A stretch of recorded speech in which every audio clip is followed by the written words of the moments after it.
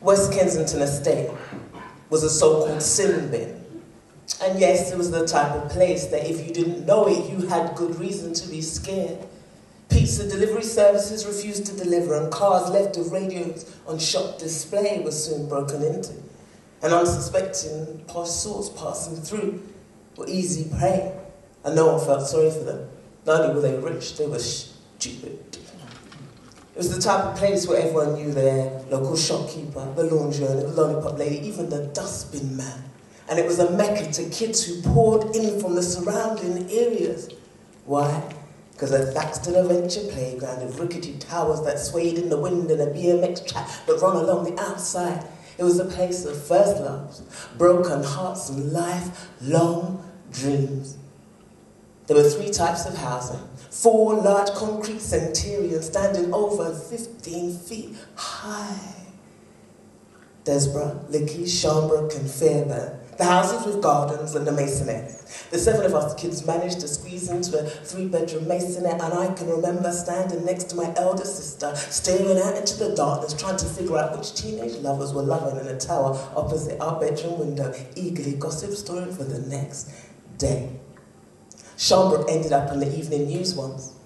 Images of police clad in black fatigues abseiling downwards, kicking in kitchen windows, hoping to find crack dens, only to discover the odd person cooking crack on their kitchen table. There were the usual neighbourly disputes, burnt out cars, and even the odd hostage taken from time to time. Longers.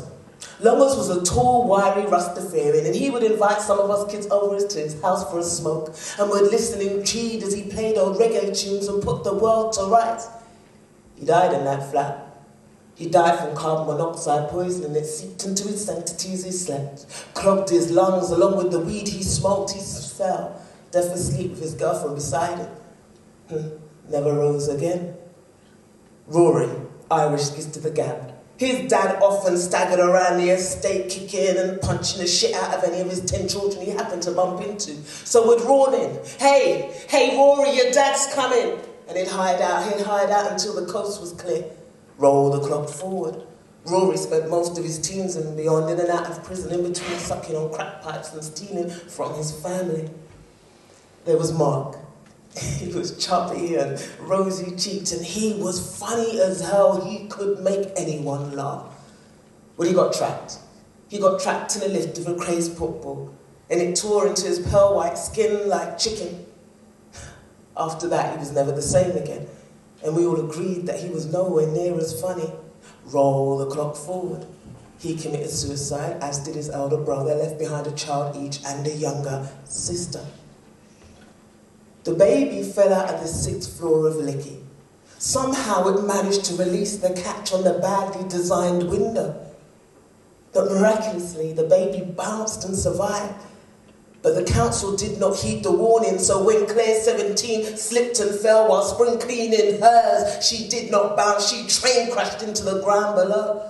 Another one bites the dust. Digby, he was this dusky, sinewy mongrel, and he ruled the estate. He was allowed to walk himself, so school mornings were filled with absolute and utter trepidation, and surveillance-like checks were carried out to ensure the coast was clear before a single step was made. I can remember standing next to my elder sister and singing along to her Motown tunes. Benny King, Sam Cooke and Diana Ross. Stand by me, whoa, stand by me. Microphone here, brushing the hand, hips swinging, and mum shouting upstairs, hey, children, I'll keep the noise down. That was when all 7 of us lived in the same house. We all slept under one roof and rose as one large entity. Messed with one of us and you messed with us all. After a while though, it got a bit suffocating. Someone always knew from Sunday, Saturday, primary school. And after a while, West End blues began to sink in, and concrete bricks known brick by brick began to suffocate. So some of us left, and we left seeking anonymity.